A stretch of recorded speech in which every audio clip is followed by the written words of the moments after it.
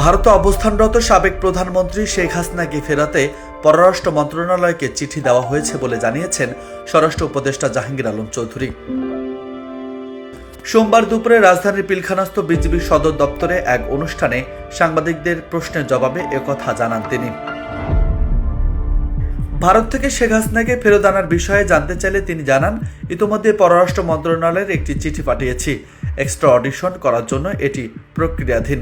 তবে কোন উপায়ে শেখ হাসিনাকে ফিরিয়ে আনা হবে এ বিষয়ে জানতে চাইলে তিনি জানান, আমাদের সঙ্গে ভারতের বন্দি বিনিময় চুক্তি আছে, ওই চুক্তি অনুযায়ী তাকে আনা হবে।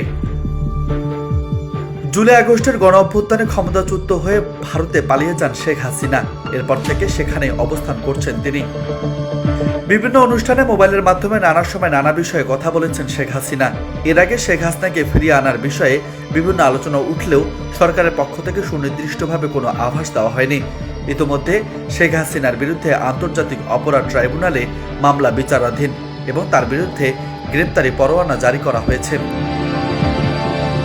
নিউজ ডেস্ক, বার্তা রিপোর্ট।